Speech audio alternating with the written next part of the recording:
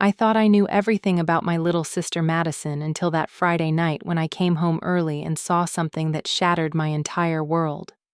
For 27 years, I had been the protective older sister, always covering for her mistakes, always believing in her innocence.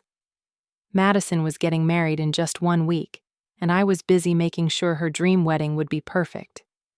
But as I stood frozen in that doorway, watching her kiss my boyfriend of 2.5 years, I realized that sometimes the people closest to you are the ones capable of the deepest betrayal. Before I dive into that life-changing night, where are you all watching from? Drop a comment below and hit that like button if you have ever trusted someone completely. Subscribe, because what happens next in this story will absolutely blow your mind. And trust me, you do not want to miss how this wedding drama unfolds. Growing up in our household meant understanding the unspoken rules that had been established after our parents divorced when I was 12 and Madison was 9. Our mother, overwhelmed by single parenthood and guilt over the failed marriage, had developed a pattern of overcompensating for Madison's pain by giving her whatever she wanted. As the older sister, I naturally fell into the role of the responsible one, the mediator, the one who kept the peace. Madison grew up beautiful and charming, with golden blonde hair and bright blue eyes that could convince anyone of her innocence. She had mastered the art of getting her way through tears, sweet smiles, and perfectly timed emotional breakdowns. Throughout high school and college, I watched her manipulate situations to her advantage, but I always made excuses for her behavior.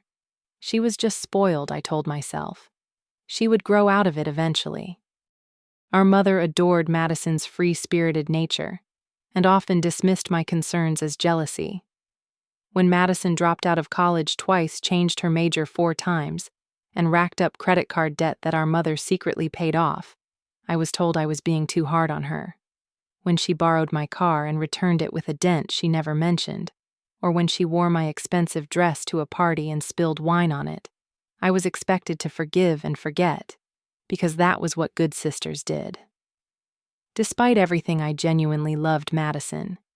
She could be incredibly fun and spontaneous when she wanted to be. She would surprise me with homemade cookies when I was stressed about work, or show up at my apartment with face masks and wine for an impromptu sister night.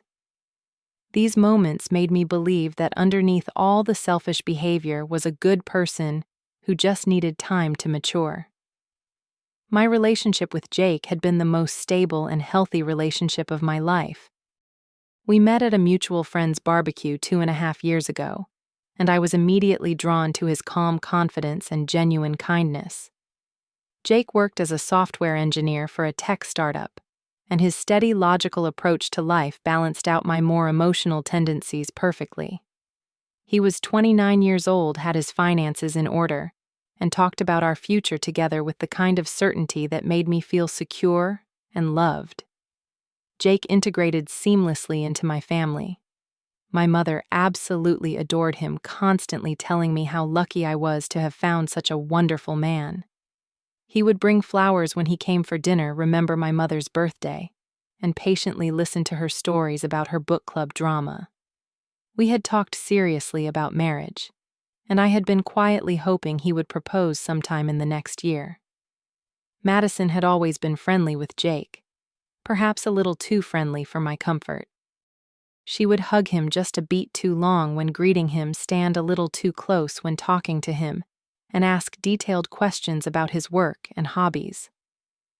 When I mentioned feeling uncomfortable about her behavior, Jake assured me that he was just being polite and that I had nothing to worry about.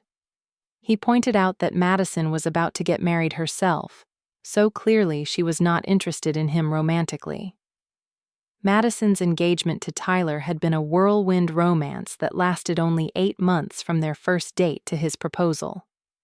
Tyler was a pediatrician at the local children's hospital, 3 years older than Madison, with dark hair and kind brown eyes behind wire-rimmed glasses.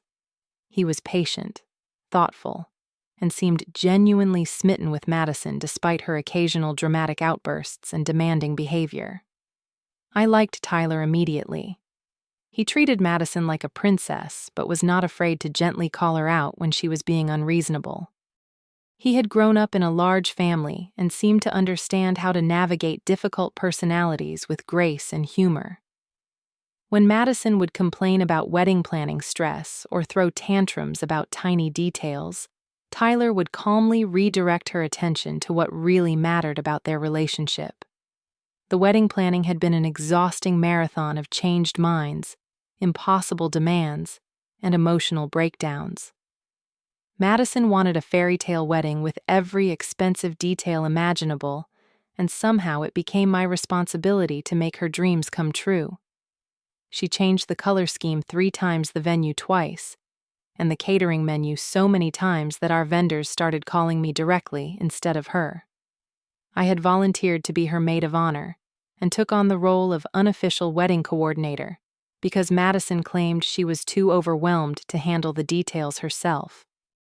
Every day brought new crises. The florist did not have enough white roses, the photographer wanted to change the timeline, the dress needed another alteration. I spent my evenings and weekends running errands, making phone calls and solving problems that Madison created through her indecisiveness. 1 week before the wedding, the stress had reached a fever pitch. Madison was calling me multiple times per day with new concerns and demands. She decided she hated her shoes and needed new ones immediately. She wanted to add 50 more guests to the already finalized head count. She was convinced her dress made her look fat despite looking absolutely stunning in it. During this chaotic time, I started noticing that Madison was texting Jake more frequently. She would ask him about his work projects, send him funny memes, and request his help with various wedding-related tasks. When I asked Jake about it, he seemed slightly uncomfortable, but explained that Madison was just being friendly and probably reaching out because she was stressed. The red flags I should have noticed were subtle, but present. Madison would do her makeup more carefully when she knew Jake was coming over. She would find excuses to touch his arm or shoulder during conversations. She started asking me detailed questions about our relationship, our future plans, and whether Jake and I ever fought about anything. That Friday evening, exactly 1 week before Madison's wedding, I left my meeting with the wedding planner earlier than expected. We had finalized the last-minute details in record time, and I was actually looking forward to having a quiet evening to myself for the first time in weeks. I decided to stop by Madison's apartment to drop off the final timeline for the vendors, and maybe grab a glass of wine with her to celebrate getting through another wedding planning hurdle. As I pulled into the parking lot of her apartment complex, I noticed Jake's silver Honda Civic parked near the entrance. My first reaction was confusion rather than suspicion. Jake had not mentioned having plans with Madison, and it seemed odd that he would be visiting her without me, especially so late in the evening. I decided to call Jake to see what was happening, but as I reached for my phone, I heard the sound of laughter coming from Madison's ground-floor apartment. The windows were open due to the warm spring weather, and I could clearly hear Madison's distinctive giggle mixed with Jake's deeper laugh. Something about the intimacy of their laughter made my stomach clench with unease. Instead of knocking on the front door as I normally would, I found myself walking around to the back of the building where Madison's apartment had a sliding glass door that led to a small patio. The vertical blinds were open, and through the gap I could see directly into her living room. What I saw made my blood run cold. Madison and Jake were sitting on her cream-colored sofa much closer together than any normal conversation would require. Madison was wearing a tight black dress that I had never seen before, with her hair styled in loose waves and makeup that was far too elaborate for a casual evening at home. She looked like she was dressed for a date. Jake was leaning toward her, and Madison had her hand placed on his forearm in a gesture that was unmistakably flirtatious. She was speaking in a low, sultry voice that I could barely hear through the glass, but her body language was speaking volumes. Every movement she made seemed designed to draw his attention to her body, her lips, her eyes.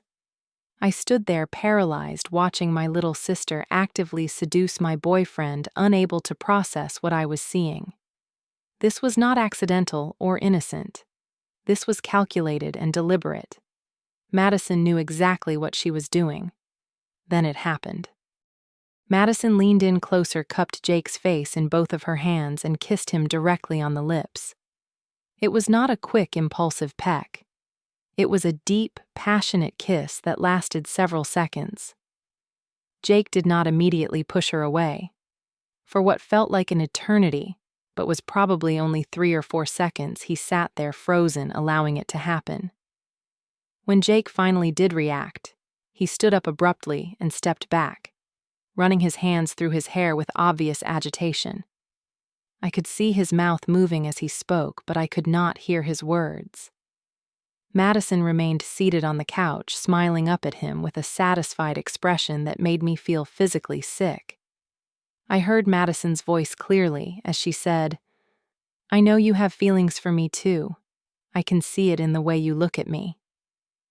Her tone was confident and seductive, like she was stating an obvious fact, rather than making a desperate confession. The rational part of my brain told me to leave immediately to process what I had just witnessed before confronting them. But the emotional part of my brain, the part that felt like it was being torn apart, demanded immediate answers. I walked around to the front door and let myself in with the spare key Madison had given me years ago. Both Jake and Madison jumped when I appeared in the living room doorway. Madison's face immediately crumpled into tears, and she launched into damage control mode with the skill of a seasoned manipulator. "Allie, thank God you are here. I was just telling Jake about how stressed I have been about the wedding, and I guess I got a little overwhelmed, and I do not know what came over me. It was completely innocent, I swear. You know how emotional I get when I am stressed." Jake looked like he had seen a ghost. His face was pale, and he was clearly struggling to find the right words. "Allie, I can explain. Madison called me earlier tonight saying she needed help moving some boxes for the wedding, and when I got here..." I held up my hand to stop him from speaking. The betrayal felt like a physical weight pressing down on my chest, making it difficult to breathe. I had watched the entire interaction unfold. I knew that what I had witnessed was not stress or confusion or a moment of weakness. It was intentional and calculated. "I saw everything," I said quietly. "I saw you two sitting together. I saw the way she was touching you, and I saw her kiss you, Jake. I also saw that you did not exactly fight her off immediately." Madison's tears turned into full-blown sobs.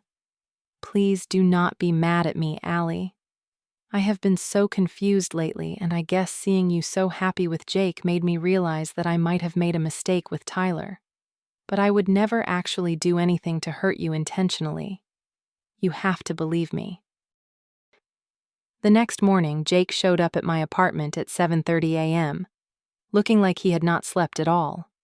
His usually neat hair was disheveled, his clothes were wrinkled, and there were dark circles under his eyes. I had also been awake all night replaying the scene in Madison's living room over and over again, trying to make sense of how my life had imploded so completely in the span of a few minutes. I let him in reluctantly, and we sat across from each other at my kitchen table like strangers. Jake explained that Madison had sent him a text message around 8 p.m. the night before, claiming that she urgently needed help moving heavy boxes containing wedding decorations from her storage unit to her apartment. She said she had tried to lift them herself and hurt her back, and Tyler was working late at the hospital. When Jake arrived at Madison's apartment, he was surprised to find that there were no boxes to be moved. Madison explained that she had managed to get a neighbor to help her earlier, but since he was already there, maybe he could stay for a drink to discuss the bachelor party plans for Tyler.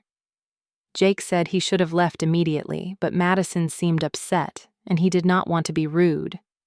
Madison had changed into the black dress while he was parking his car, and when she answered the door, she looked like she was ready for a night out, rather than an evening of moving boxes. She poured 2 glasses of wine and began talking about her pre-wedding anxiety, but the conversation quickly became more personal and inappropriate. Madison told Jake that she had always wondered what it would be like to be with him.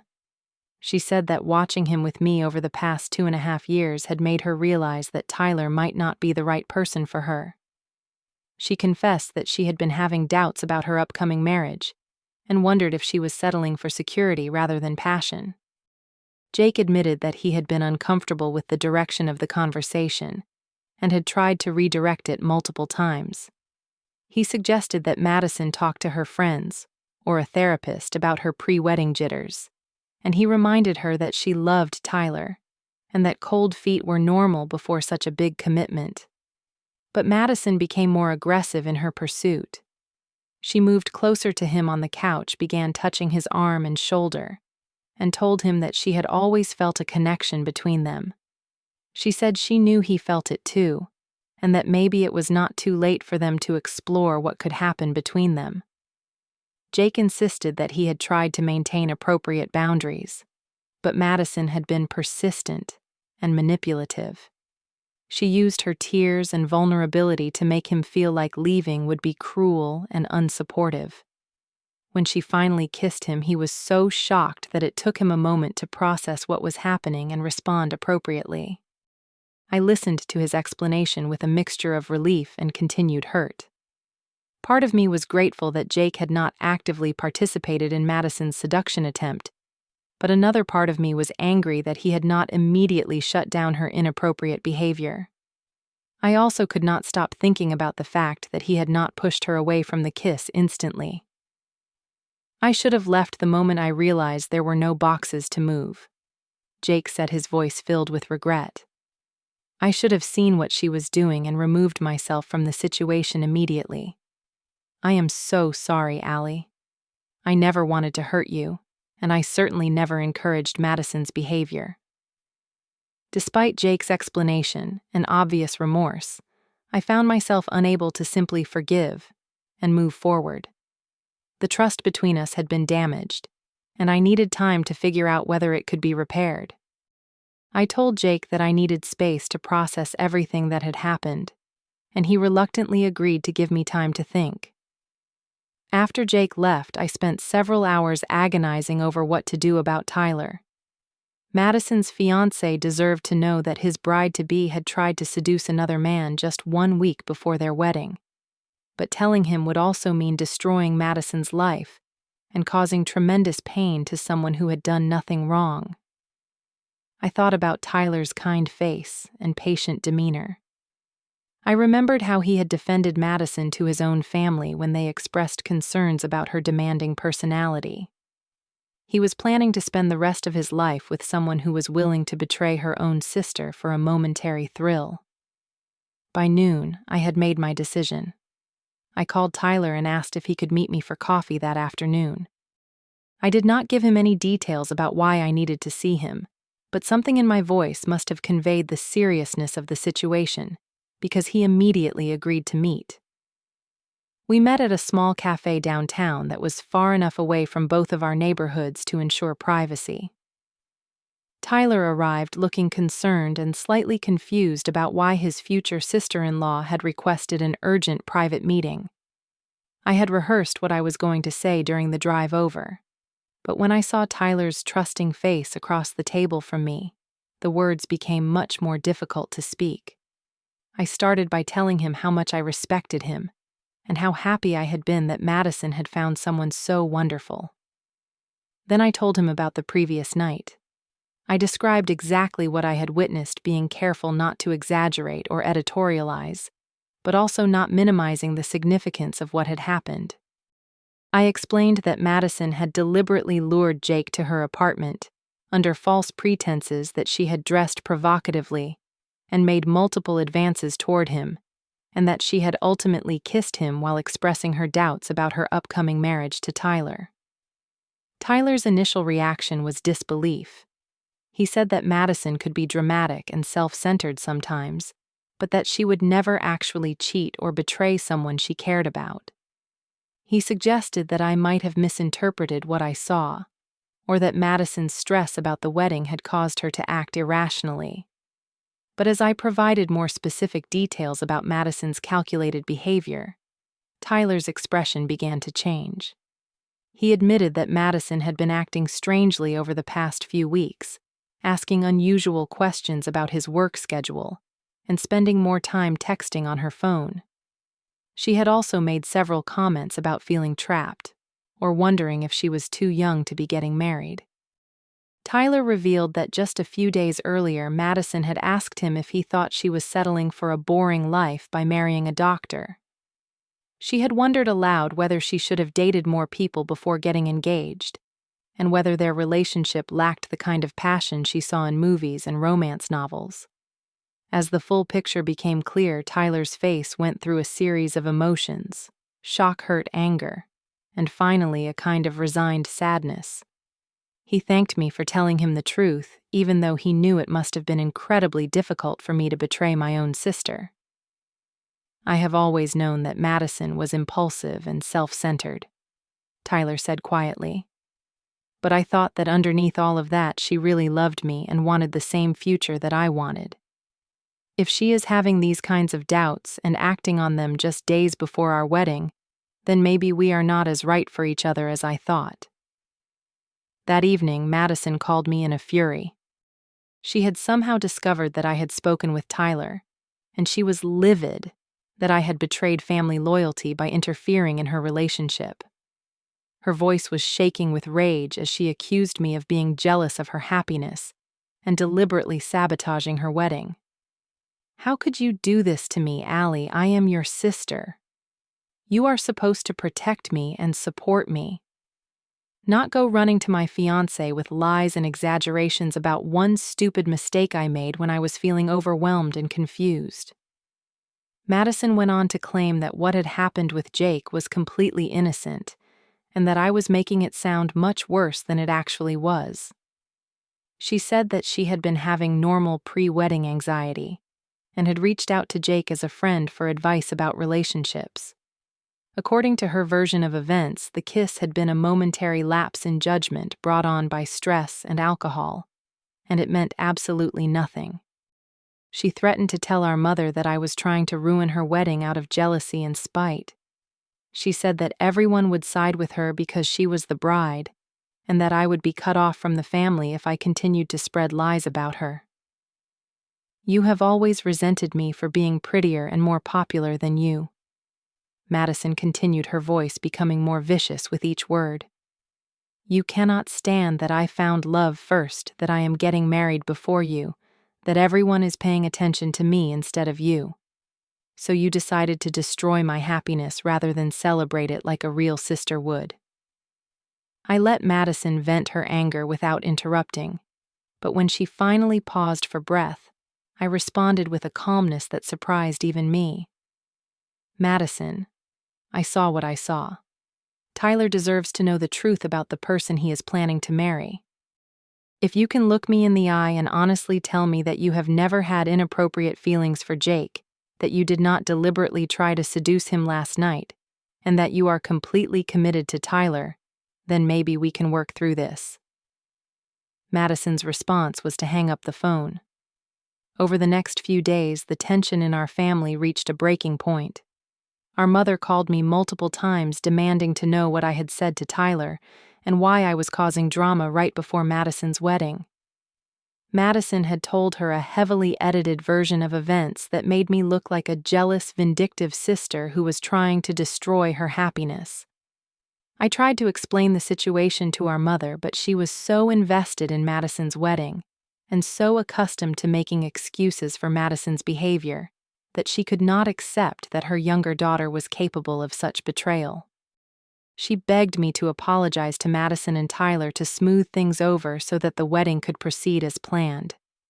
Jake continued to reach out to me, hoping that we could salvage our relationship. He sent flowers, wrote long text messages explaining his feelings, and even showed up at my workplace trying to convince me to give him another chance. While I appreciated his efforts and believed that he had not intentionally betrayed me, I found that I could not simply forget what I had witnessed. The trust between us had been broken not just by Madison's actions, but by Jake's failure to immediately remove himself from a situation that he knew was inappropriate. Even though he had not actively participated in Madison's seduction, his momentary hesitation during the kiss made me question whether he truly was as committed to our relationship as I had believed. 3 days before the wedding, Tyler called to let me know his decision. He explained that he had spent considerable time thinking about our conversation and observing Madison's behavior more carefully. He had noticed additional signs that Madison was not fully committed to their relationship, and he had realized that marrying someone with such serious doubts would be a mistake for both of them.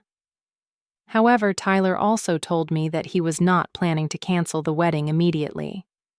Instead, he wanted to wait until the ceremony itself to address the situation publicly.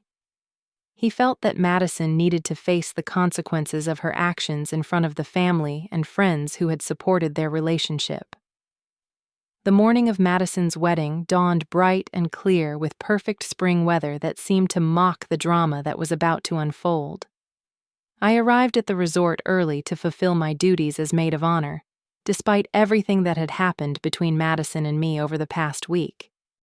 The wedding venue was absolutely stunning, exactly the kind of fairy tale setting that Madison had always dreamed of. The ceremony was being held in a garden pavilion surrounded by blooming cherry trees with white roses and baby's breath decorating every surface. The reception hall had been transformed into an elegant ballroom with crystal chandeliers flowing white linens and centerpieces that had cost more than most people's monthly rent. Madison looked absolutely radiant in her wedding dress, a designer gown with intricate beadwork, and a cathedral-length train that had required 3 fittings to get perfect. Her hair was styled in an elaborate updo with tiny white flowers woven throughout, and her makeup was flawless.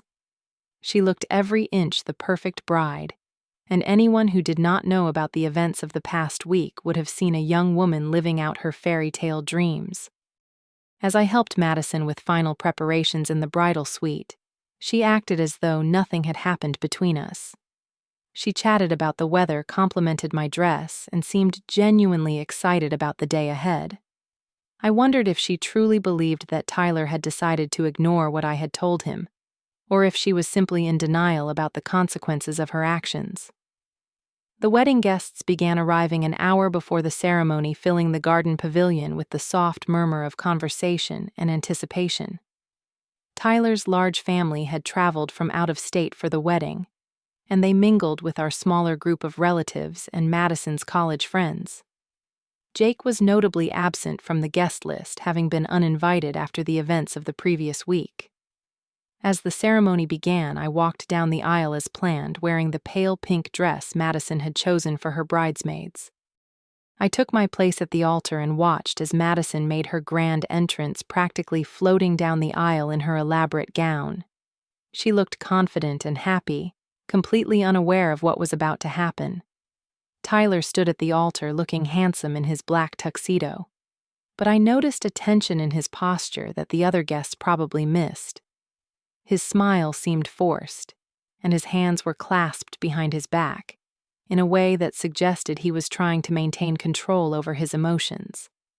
The ceremony proceeded normally through the opening remarks, the readings, and the exchange of vows. Madison spoke her vows with tears in her eyes, promising to love Tyler faithfully and completely for the rest of their lives. The irony of her words, given what had happened just a week earlier, made my stomach turn.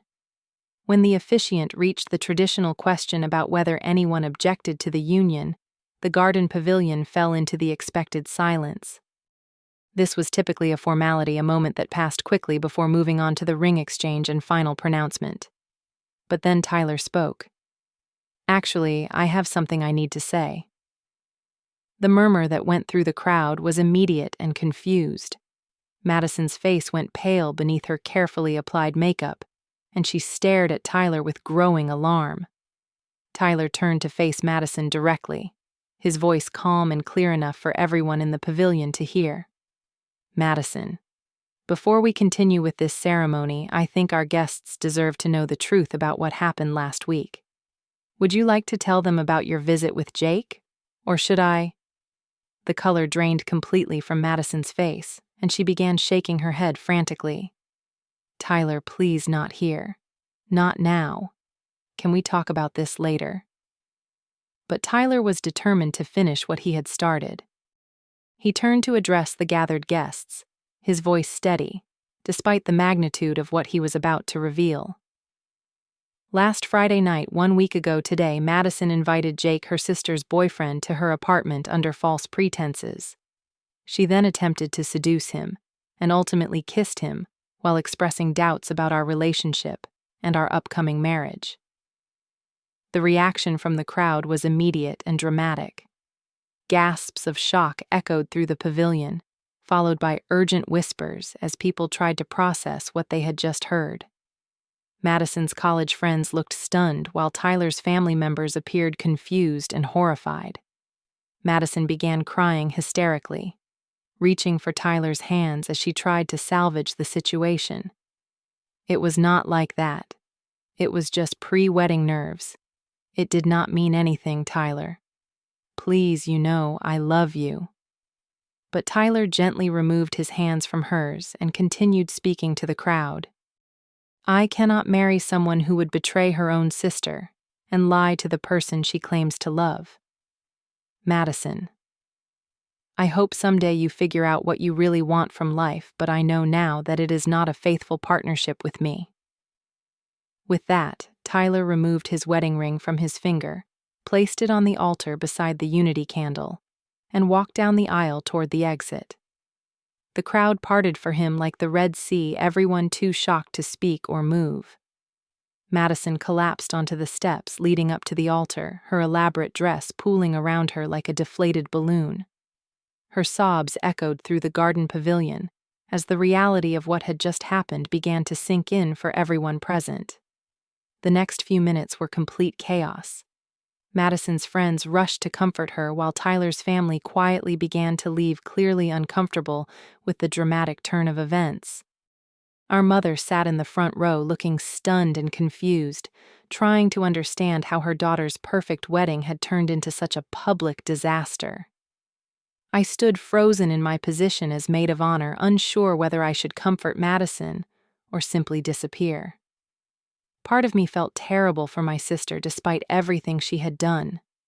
No one deserved to be humiliated so publicly, even someone who had brought it on herself through her own poor choices. Madison's cries of, "This is all your fault, Allie," rang through the pavilion as she spotted me standing near the altar. Several guests turned to stare at me with confusion, clearly trying to piece together my role in the dramatic events they had just witnessed. I made the decision to leave the pavilion, quietly slipping out through a side entrance rather than walking back down the aisle past all the shocked and curious faces. As I reached the parking lot, I saw Tyler sitting in his car with his head in his hands, clearly processing the emotional weight of what he had just done. I approached his car and tapped gently on the window. When he rolled it down, I could see that he had been crying, but his expression was resolute rather than regretful.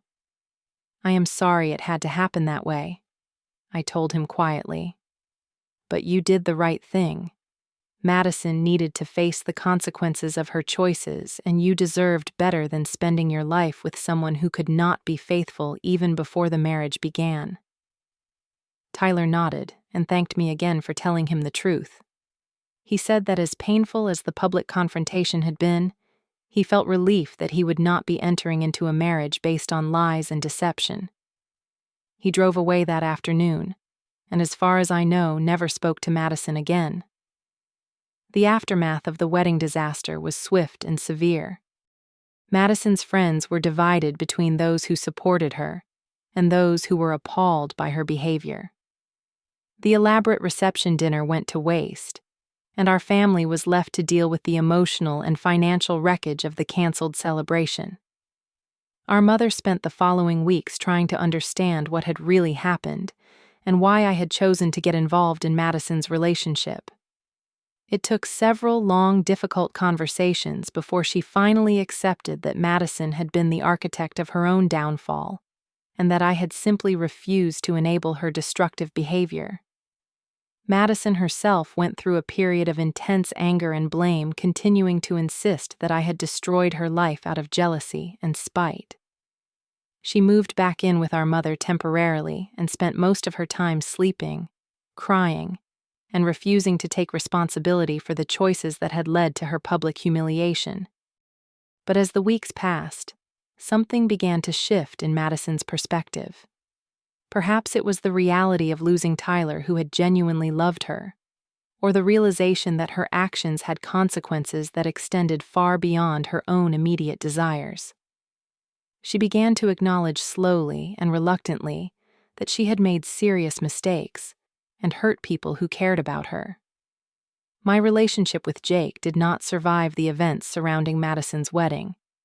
Despite his explanations and apologies, I found that I could not fully trust him again. The image of him sitting so close to Madison, the few seconds of hesitation before he pushed her away, and his failure to immediately shut down her inappropriate behavior, had damaged something fundamental between us. We attempted to work through our issues with couples counseling, but ultimately I realized that the relationship had been poisoned by doubt and resentment. I broke up with Jake 6 months after Madison's failed wedding, and while it was painful, it also felt like a necessary step toward healing and moving forward with my life. In the year following Madison's wedding disaster, I began therapy to address my own patterns of enabling and people-pleasing.